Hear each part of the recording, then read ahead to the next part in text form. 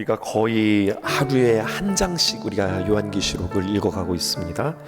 6장에서 어린 양이 두루마리 6개의 인을 뗍니다. 그리고 하나의 인이 남겨져 있어요. 그리고 우리가 이제 7장에 넘겨지면서 자, 7장에 이르러 7째 인이 떨어지겠다 기대했는데요, 7째 인 이야기가 안 나오고 뜬금없이 14만 4천이라고 하는 숫자가 나옵니다. 그리고 그 14만 4천이 무슨 의미인가를 우리에게 이야기하고 있죠. 무엇일까요? 여러분, 환난 날에 주님 앞에 임을 받은 자들, 하나님의 거룩한 백성들의 숫자가 14만 4천인데 이것은 그냥 그저 숫자를 의미하는 것이 아니라 완전수라 하였습니다. 수많은 성도들이 환난 날에 그 환난 가운데 들어가지 않고 하나님께서 지키시는 거룩한 자들로 하나님께서 구별하시는 이야기. 마치 여러분 10개의 재앙이 애굽에 임하지만 이스라엘 백성들에게는 단 하나도 임하지 않았던 그 사건이 그대로 재현되어짐을 보게 되어집니다. 그리고 드디어 오늘 8장에 이르러 7째 인이 떨어지게 되어집니다. 그렇게 재앙이 끝났으면 좋겠는데요, 재앙이 안 끝나요. 7 천사가 또 나팔을 가지고 와서 나팔 재앙이 또 시작되어져요. 그러면서 나팔 재앙이 이제 8장부터 시작해서 11장까지 진행되어집니다. 이제 나팔이 끝나면 이제 다 끝인가? 아니에요. 또 시작돼요. 그 다음부터는 이제 7 대접 이야기가 진행되어집니다. 그러니까 7 인재앙, 7 나팔 재앙, 7 대접 재앙, 이렇게 재앙들이 계속해서 나가니까 여러분 3721 21개의 재앙의 얘기들이 쭉 진행되었습니다. 그러니까 우리 성도님들 가운데도 그런 분 계셨는데, 목사님 요한계시록을 읽으면 무서워요, 그런 분들 계셨어요. 왜냐하면 계속해서 끊임없이 여러분들 재앙의 이야기들이 나오기 때문에 그렇습니다. 하나님에 대해서 너무나도 두렵게 생각하고요, 또 재앙이 끝나지 않는 것처럼 보이게 되어지는데 이것은 마지막 날에 하나님의 거룩한 백성들이 겪는 재앙이 아니라 하나님을 알지 못하는 14만 4천 인을 받지 못했던 자들이 받게 되어지는 재앙이라고 우리에게 이야기하고 있어요. 중요한 것은요, 여러분, 7 인 재앙, 그리고 7 나팔 재앙, 그리고 7 대접 재앙은 시간 순으로 어떤 재앙의 시리즈가 아니라고 하는 사실들을 여러분들 기억하셔야 하겠습니다. 요한계시록의 전개가 지금 시간의 순서대로 쭉 전개되어지는 게 아니에요. 7 인 재앙이 있었어. 그 다음에 7 나팔 재앙이 시작됐어. 그 다음에 7 대접 재앙이 시작돼. 이렇게 진행되어지는 것이 아니라 그 당시에 묵시문학이라고 하는 것, 요한에게 보여주신 하나님의 환상의 계시라고 하는 것, 이것은 시간순이 아니라, 여러분 집중하십시오, 이것은 같은 사건에 대해서 지금 다각적으로 우리에게 보여주는 이야기입니다. 1절 보세요. 8장 1절입니다. 이렇게 기록되어져 있습니다. 드디어 7째 인을 띄어요. 그런데 무슨 일이 기록되어져 있느냐? 7째 인을 떼실 때에 하늘이 반 시간쯤, 반 시간이면 얼마 정도 되어지는 거예요? 한 30분 정도 되어지는 거죠. 그 30분 동안 고요했다, 이렇게 기록되어져 있습니다. 앞에서 인을 뗄 때마다 무슨 일들이 일어났어요? 첫째부터 6째 인을 뗄 때까지 백말이 나오고 붉은 말이 나오고 검은 말이 나오고 초황색 말이 나오고 뭐 난리가 났습니다. 그랬으면 이제 마지막 7째 인이 떼어지면 어떻게 되어질 것으로 예상되어져요? 그야말로 뭐 천지가 개벽되어지는, 정말로 큰 재앙이 임하게 되어질 것 같은데, 그래야 완전히 끝인데, 그런데 어떻게 됩니까? 반전이 일어나요. 어떤 반전이냐? 하늘이 반 시간쯤 고요해집니다. 뭐가 일어나야 되는데 안 일어납니다. 여러분, 그러면 더 무서운 거예요. 뭐가 혼나야 되는 상황인데 지금 혼나지 않고 가만히 있다. 여러분, 얼마나 두려운 것일까요? 그와 같은 상황입니다. 그리고 2절에 이렇게 등장하게 되어집니다. 내가 봄에, 두 번째 보이는 거예요. 하나님 앞에 7 천사가 서 있어 7 나팔을 받았더라, 이렇게 기록되어져 있죠.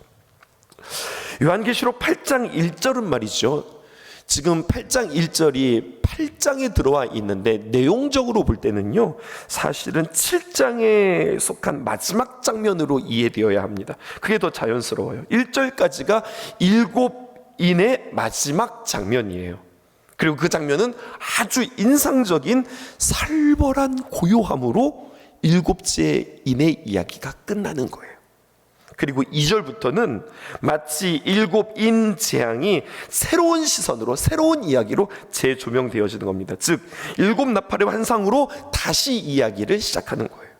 그렇게 이 요한계시록의 구조는 이게 단선이 아니라 이게 나선형으로 돌고 돌고 돌면서 같은 이야기를, 그 주제를 더 심도 있게, 더 풍성하게 이야기해 주는 거예요.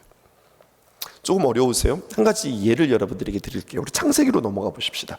창세기 41장 1절에서 7절에 보면 아주 유명한 이야기가 나오는데 그게 바로 바로의 꿈 이야기입니다. 우리 함께 교독해 볼게요.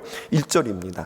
만 2년 후에 바로가 꿈을 꾼즉 자기가 나일 강가에 서 있는데 보니 아름답고 살찐 7 암소가 강가에서 올라와 갈밭에서 뜯어먹고 그 뒤에 또 흉하고 파리한 다른 7 암소가 나일 강가에서 올라와 그 소와 함께 나일 강가에 서 있더니 4절 그 흉하고 파리한 소가 그 아름답고 살찐 7 소를 먹은지라 바로가 곧 깨었다가 바로가 꾼 꿈입니다. 여러분, 바로가 나 지금부터 꿈꿀 거야, 나 이런 꿈 꿀 거야, 이렇게 해서 꿈꾼 게 아니라 그냥 잠들었어요. 그런데 꿈을 꿨다고요. 하나님께서 그에게 보여준 꿈입니다. 그런데 이 꿈이 얼마나 흉흉한지, 이게 도대체 뭐야? 무슨 뜻인지는 모르겠어요. 그런데 기분이 너무 나쁜 거예요. 그래서 4절에 보니까 어떻게 되느냐, 이 꿈을 꾸고 바로가 곧 이게 뭐야? 하고서 깨었단 말입니다. 그리고 또 잠들었어요. 5절 보실까요? 이렇게 기록되어져 있습니다. 다시 잠이 들어 꿈을 꾸니 한 줄기에 무성하고 충실한 7 이삭이 나오고 6절 또 가늘고 동풍에 마른 7 이삭이 나오더니 7절 함께 읽어보십시다. 그 가는 7 이삭이 무성하고 충실한 7 이삭이 삼킨지라 또 이상한 꿈을 꾸고 바로가 어떻게 했습니까? 깼습니다. 그랬더니 아이고 꿈이구나, 이렇게 되었어요. 바로가 꿈을 2번 꾸었어요. 그런데 이 꿈이 각각의 꿈으로 꿈이 2가지의 꿈이었어요? 아니에요. 꿈의 내용은 2가지인데 내용은 1가지였어요. 잘 알죠? 이게 어떤 내용입니까? 7년 흉년과 풍년부터 있었죠? 7년 풍년과 7년 흉년에 대한 이야기였어요. 근데 아무도 이 꿈을 해석하지 못합니다. 그런데 누가 이 꿈을 해석합니까? 요셉이 해석합니다. 그런데 요셉이 해석하면서 이렇게 이야기해요. 41장 25절 보실까요? 이 꿈을 쭉 해석한 뒤에 요셉이 바로에게 아뢰되 바로의 꿈은 하나라. 바로가 꿈 몇 개 꿨어요? 2개 꿨잖아요. 바로 왕이시여, 당신이 2가지의 꿈을 꿨지만 내용은 하나라. 하나라. 하나님이 하실 일을 바로에게 보이심이라, 이렇게 이야기하고 있다고요.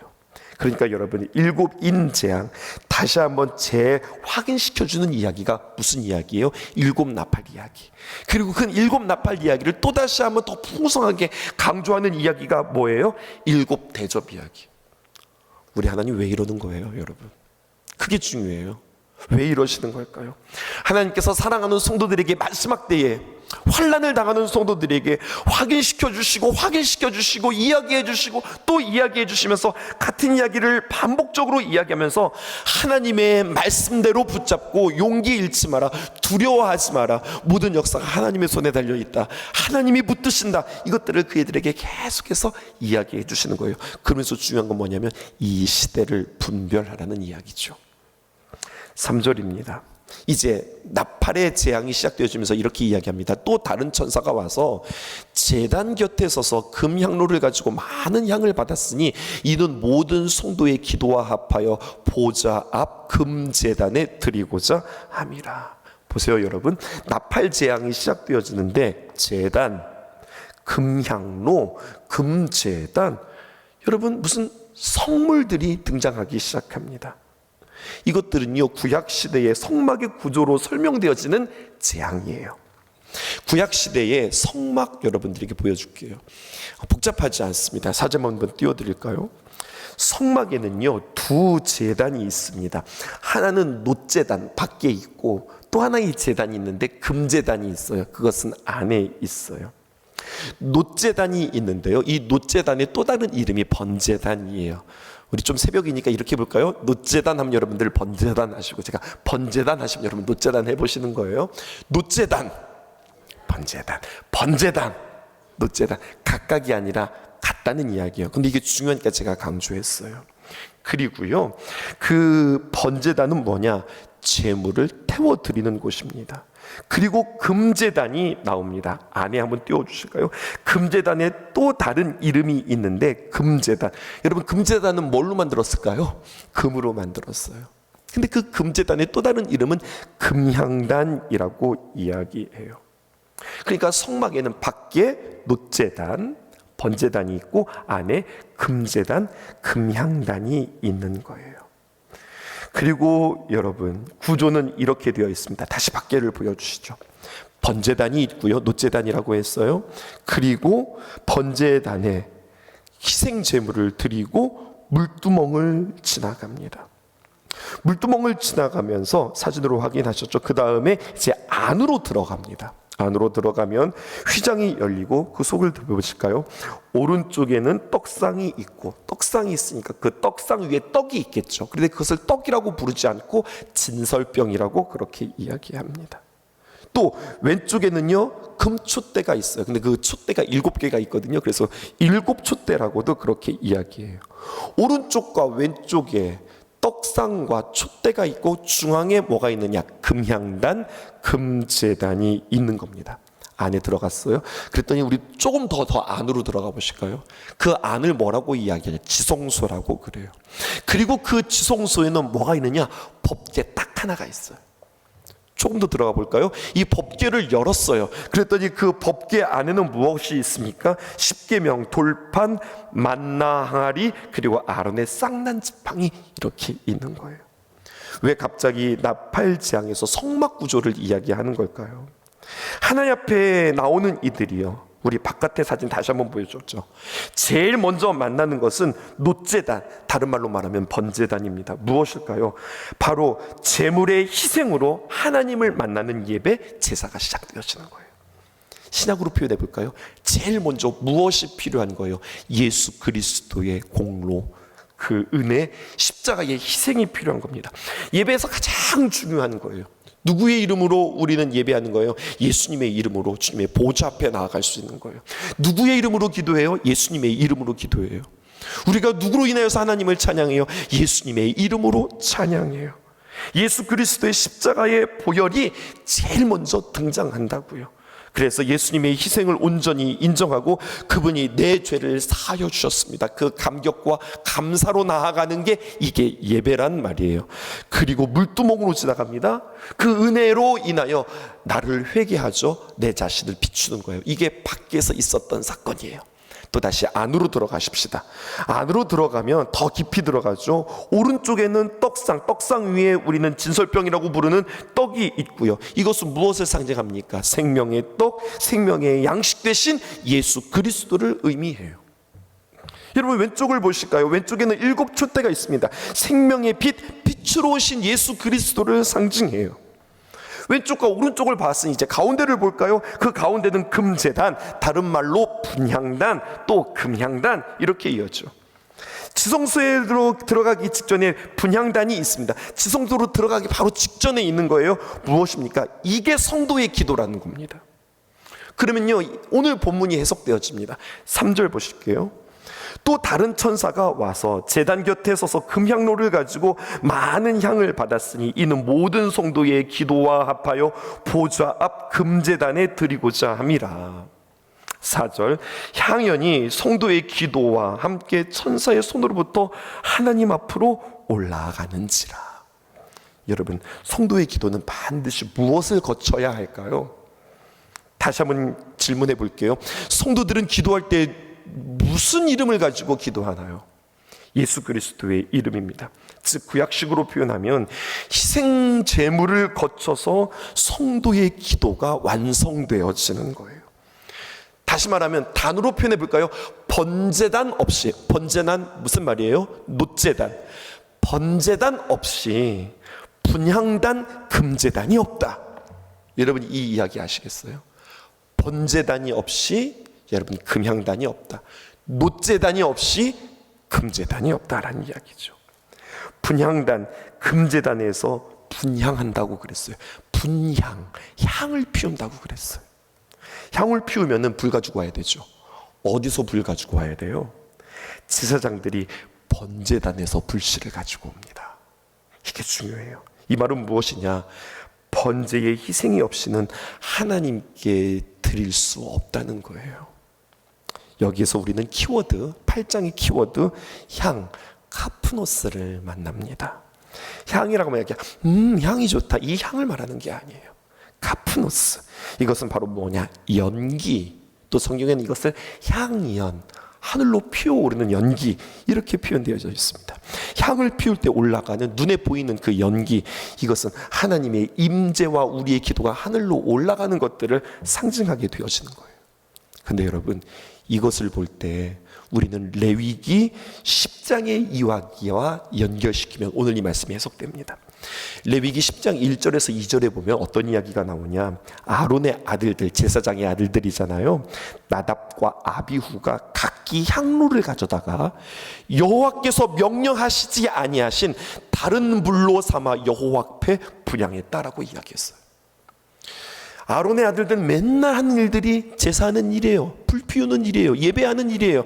그런데 어쩌다 이게 날마다 반복되어지다 보니까 이것에 대한 어떤 경성함, 진지함, 진중함이 없었어요. 어떻게 하다가 이게 불을 꺼트렸네요. 어떻게 하지? 어디서 불 좀 가지고 와봐. 뭐 그 당시에 라이터가 없고 성냥은 없었겠지만 어디서 불을 가져왔는데 어떤 불을 가져왔느냐? 번제단에서 불을 가져온 것이 아니라 어디서 불을 구해서 가지고 왔어요. 그래서 그걸 가지고 여호와 앞에 분향을 했는데 어떤 일이 벌어졌을까요? 2절입니다. 불이 여호와 앞에 나와 그들을 삼킴에 그들이 여호와 앞에서 어떻게 됐다는 거예요? 죽었다. 이 이야기가 성경에 기록되어져 있어요. 다른 불, 이상한 불, 하나님께서 정하시지 않은 불을 가지고 오다가 하나님의 불에 삼켜서 죽임당한 사건은 기록되어지고 있어요. 무엇입니까? 구약의 예배 아주 중요한 부분들을 이야기하는 겁니다. 반드시 희생 제물이 드려진 그 번제단에서 불씨를 가져오지 않으면 하나님 앞에서 드려진 그 분향단 헛거라는 이야기예요. 다시 말하여서 예수 그리스도의 희생, 예수 그리스도의 죽음, 그 헌신을 인정하지 않으면, 예수님이 나를 위해서 죽으셨다라고 하는 그 죽음을 인정하지 않으면 우리의 모든 신앙생활, 우리의 모든 기도 헛것이라는 이야기예요. 아무것도 아니야, 이런 뜻이 아니에요. 적용해 볼까요? 그러니까 여러분, 예수님 안 믿어? 예수님께서 나를 위해서 십자가에서 죽으셨다? 그런 게 어디 있어? 별로 중요하지 않아. 예수님의 은혜에 대해서 전혀 무관심한 사람, 알기는 알아요. 하지만 그것에 대해서 소중함을 알지 못하는 사람, 그러면서 기도는 해요.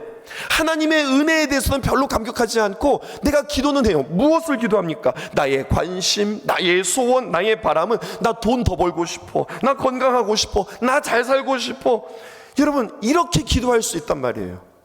번제단에서 불을 가져오지 않고 예수님의 은혜 없이 그냥 내 소원만 있어요. 여러분, 이게 세상의 기도예요. 우상들에게 절하는 기도예요. 절에서 하는 기도예요. 여러분, 우상을 섬기는 자들의 기도예요. 그들도 기도한다니까요. 불을 가져오지 않았습니다. 예수 그리스도의 은혜가 없습니다. 희생이 없습니다. 십자가의 보혈이 없습니다. 그리고 기도하는 거예요. 예수님을 믿지 않는 자들도 기도한다. 안 믿는 자들도 기도한다. 그 기도가 어떤 기도일까요? 우리는 상관없는 이야기니까 우리들 이야기해 볼까요? 예수님이 나를 위해서 죽으신 그 십자가의 은혜, 놋제단의 번제를 통과하지 않고 그 은혜를 맛보지 아니하고 이상한 불이 나에게 동력이 되어서 내가 하나님 앞에 기도한다, 내가 하나님 앞에 기도를 올린다. 그럼 여러분, 이 나팔 재앙이 무엇을 말하는가? 예수님의 희생 없이 내 꿈을 이루려고 하는 인간 중심의 기도, 십자가의 보혈이 섞여져 있지 않은 내 열정만, 내 땀만 섞인 기도, 이것이 모두 다 우상 숭배라고 하는 거예요. 자기 숭배고 하나님 앞에 올라가지 않는 그릇된 예배라는 거예요. 이런 자들에게 찾아오는 결과입니다. 5절 보십시다. 어떻게 기록되어져 있어요? 천사가 향로를 가지고 제단에 불을 담아다가 땅에 쏟음에 우레와 음성과 번개와 지진이 나더라.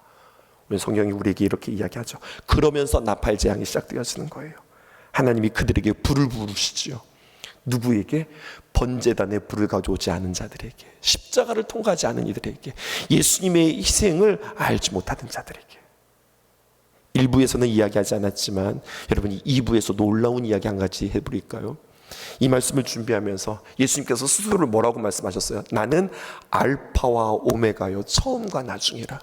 입에 들어오는 자들이 제일 먼저 만나는 게 무엇이었습니까? 번제단, 희생제물, 예수 그리스도를 상징한다고 그랬죠. 그러면서 주님께서는 어떻게 합니까? 성도들을 안으로 계속 초청해요. 바깥에서 안으로, 안에서 성막으로, 성막에서 지성소로, 지성소의 안에 들어갔더니 뭐가 있어요? 법궤가 있어요. 법궤를 열었더니 거기에 무엇이 있습니까? 아론의 쌍만 지팡이, 그리고 십계명, 그리고 만나. 이게 뭐라고 상징했다고 그랬어요? 내가 곧 길이요 진리요 생명이요, 그 안에 예수 그리스도가 있는 거예요. 처음도 예수 그리스도, 끝도 예수 그리스도, 우리의 신앙도 예수 그리스도, 마지막도 예수 그리스도, 우리의 기도의 시작도 예수 그리스도로 시작해서 예수님의 이름으로 기도합니다 라고 마치는, 예수님으로 시작해서 예수님으로 마치는 이 인생, 그들은 하나님의 인받은 자들이라는 이야기예요. 14만 4천에 들어가는 숫자들이에요. 그들에게는 이 7 나팔의 재앙이 해당 사항이 없는 자들이에요. 오늘 말씀은 복음입니다. 예수 없는 구원 없다. 예수 없는 예배자는 없다. 예수 없는 천국은 없다. 이것을 분명히 오늘 마음속에 담으실 수 있기를 바라요. 그리고요, 여러분 7절에서부터 시작해서 12절에 재앙이 등장하는데, 넷째의 인재앙처럼, 오늘 설명을 보실까요? 나팔 재앙도 자연계를 향한 심판으로 시작합니다. 첫째 나팔의 3분의 1이 불타고, 둘째 나팔의 바다의 3분의 1이 피가 되며, 셋째 나팔의 물의 3분의 1이 오염되어지고, 넷째 나팔의 해와 달과 별의 3분의 1이 타격을 받는 어둠의 재앙이 임합니다. 그런데 여러분, 이게 다 무엇과 관련되어져 있느냐? 출애굽기에 나와 있는 10가지의 재앙들과 다 관련이 있어요. 재앙의 강도와 범위가 4분의 1, 3분의 1로 더 강해졌지만 여전히 3분의 2가 남아 있습니다. 돌이킬 수 있는 기회가 있다고 하는 뜻입니다. 하나님의 말씀과 상황과 사람을 통해서 돌이키라 하지 않습니까? 10가지의 계속 재앙들을 통해서 무엇을 이야기합니까? 바로에게 돌이키라, 내 백성을 보내라. 하지만 고집스럽게 그의 마음들을 바꾸지 않을 때 10번째 재앙을 만나면서 그가 망하는 이야기가 성경에 기록되어져 있어요. 한편 10가지의 재앙들이 임할 때 말입니다, 이스라엘 백성들도 똑같이 애굽 백성들과 고통당하고 재앙 가운데 있었죠? 아니에요. 이스라엘 백성들은 하나님의 보호하심 가운데 열재앙과 상관없는 인생들을 살았습니다. 마지막에는 어떻게 되었죠? 마지막 6월절 사건, 죽음의 재앙, 장자의 죽음의 재앙, 예수 그리스도의 보혈로 상징되어지는 양의 피가 좌우의 임방과 문설주에 바른 그 집은 그 피를 보고 이스라엘 백성들이 잘해서 착해서 성실해서 하나님 앞에 예배를 잘 드려서 그런 거 없이 예수 그리스도의 보혈을 보고 죽음의 사자가 패스오버하더라, 유월하더라, 유월절 죽음의 사자가 넘어가더라 라고 하는 이야기가 성경에 기록되어져 있어요. 우리에게 적용해 볼까요? 우리가 주님 앞에 나와 예배합니다. 성도들에게 예배로 초청하죠. 그러면서 어떻게 합니까? 우리는 회개하며 십자가의 보혈을 붙잡고 하나님의 귀한 임재를 사모하며 언제나 예배를 우리는 그렇게 시작해요. 그리고 우리는 고백합니다. 신앙을 고백해요. 그리고 우리가 그 하나님의 귀한 은혜들을 감격하며 매달의 찬양으로 주 앞에 올려드립니다. 예수님으로 시작하여서 예수님으로 끝나는 우리의 예배, 우리의 삶도 마찬가지라는 거예요. 예수님이 그 은혜가, 그 십자가가 우리에게 그냥 정보로만, 하나의 사건으로만 끝나는 것이 아니라 십자가를 바라볼 때 늘 감격이 되어지고, 십자가를 바라볼 때 그 은혜가 새롭게 깨달아지고, 그 십자가의 귀한 은혜가 나에게 새로운 감동들로 찾아오는 그 은혜들이 여러분들에게 있기를 주님의 이름으로 축복합니다. 알파와 오메가여, 처음과 나중이라. 예수의 이름에 능력이 있다.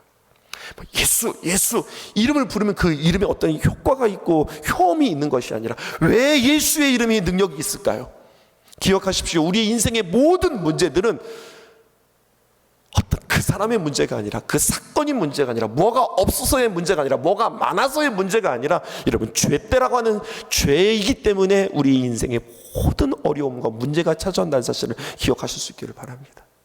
그래서 예수님의 이름에 능력이 있는 까닭은 그 모든 죄를 예수님께서 다 해결해 주셨기 때문에 예수님의 이름에 능력이 있는 거예요. 그래서 그 예수님의 그 이름으로 말미암아 내가 죄 용서함 받고 성령께서 우리 안에 함께 하심으로 말미암아 우리가 넉넉히 승리하는 삶을 살아갈 수 있다는 이야기죠. 그 원리들을 깨달아서 주님, 내가 주님 사랑합니다. 예수님의 이름을 주셔서 감사합니다. 그 이름의 귀한 능력을 내가 오늘도 들을 수 있어서 다시 한번 그 이름에 내가 각성할 수 있어서 감사합니다. 고백하며 주 앞에 나아가는 여러분, 그리고 오늘 예배를 준비하는 예비일인데 그렇게 십자가의 은혜를 사모하며 내일의 예배의 주인공 되어지기를 주님의 이름으로 축복합니다. 기도하겠습니다.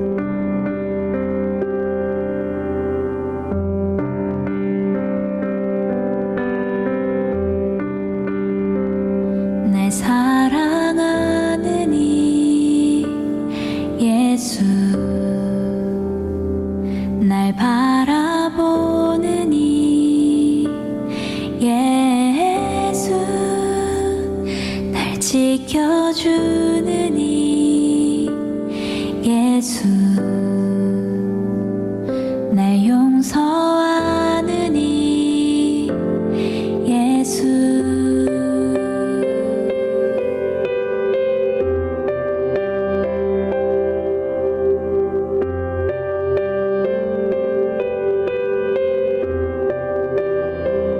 날 사랑하는 이 예수, 날 바라보는 이 예수, 날 지켜주는 이 예수, 날 용서하는 이 예수,